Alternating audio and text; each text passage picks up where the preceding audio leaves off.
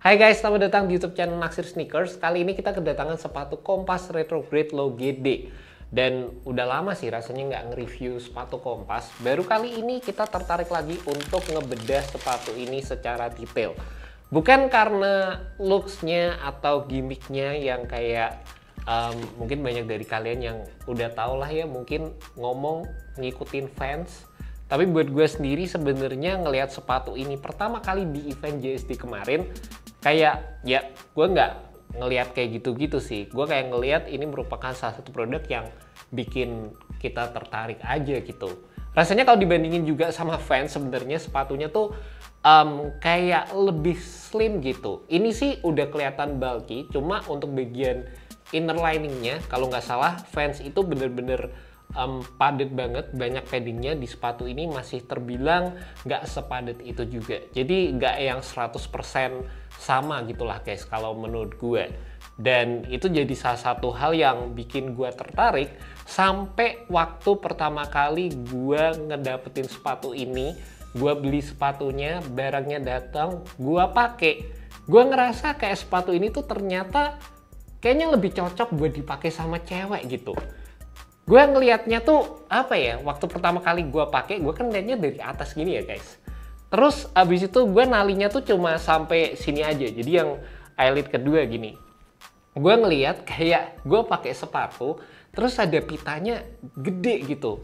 Dan itu sih salah satu hal yang bikin gue ngerasa ini tuh lebih cocok gitu buat cewek. Sampai akhirnya gue tuh galau, gue bikin postingan di Instagram dan bener dong, 75% bilang sepatu ini lebih cocok buat cewek. Cuma karena gue udah terlanjur beli sepatunya, gue berusaha untuk kulik-kulik lagi gimana bikin sepatu ini tuh kelihatan paling optimal. Dan setelah gue cobain sepatunya, gue ngerasa sepatu ini tuh paling cocok dipaduin sama outfit-outfit yang baggy, terutama bagian celana yang baggy itu bakal ngasih looks yang keren banget lah di sepatu ini.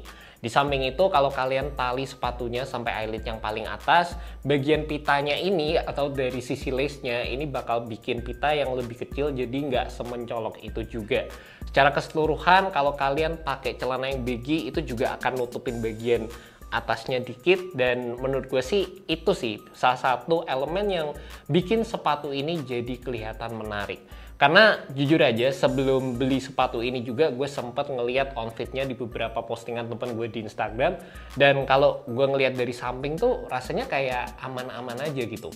Baru waktu gue ngeliat dari atas baru tuh mulai ada perspektif kayak gitu. Tapi untungnya setelah gue paduin dengan beberapa hal tadi, rasa-rasanya sepatu ini masih bisa jadi sepatu yang menurut gue cukup keren untuk digunakan sebagai sepatu daily guys.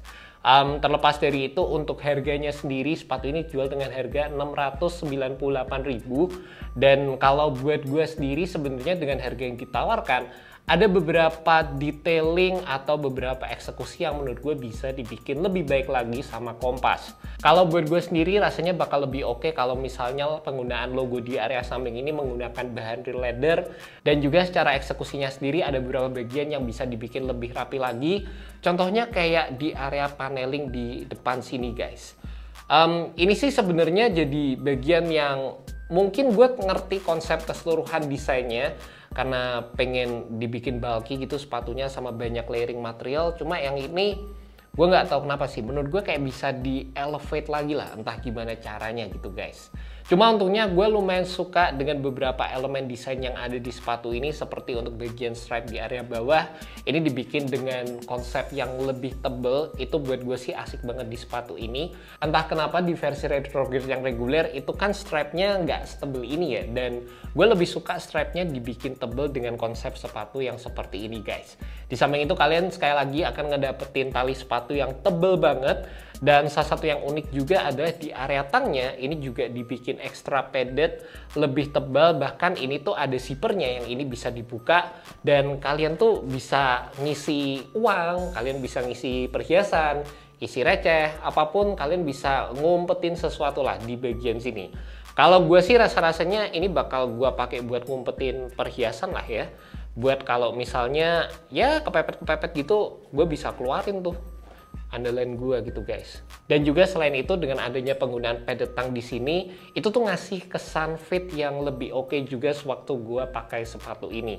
Kebantu juga dengan adanya padded area di bagian heel ini, yang jelas ini tuh kayak lebih tebal dibandingkan dengan sepatu-sepatu tipe vulkanis pada umumnya atau yang kayak single layer canvas aja. Sepatu ini tuh dapat ngasih fit yang menurut gue lebih oke. Dan buat kalian penasaran sama fitting yang gue pakai di sepatu ini, gue tuh tetap harus turun size dibandingkan dengan regular size gue biasanya.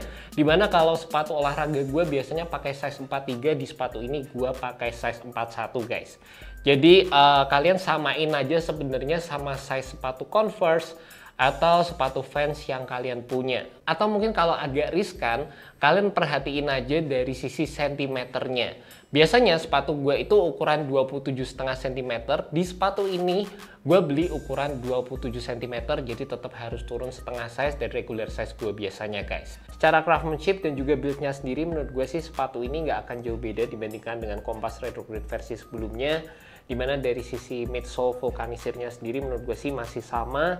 Dan itu balik lagi ya, gue denger-dengar sempat ada yang suka, ada yang bilang bisa diimprove lagi. Cuma buat gue sendiri sih, it is what it is. Dan juga untuk bagian bawahnya sendiri, sepatu ini masih menggunakan pola desain outsole yang sama juga. Sewaktu gue pakai sepatu ini di beberapa surface, rasanya ada bagian yang menurut gue gripnya bisa ditingkatin lagi. Cuma buat gue sendiri sih masih bisa ditolerir.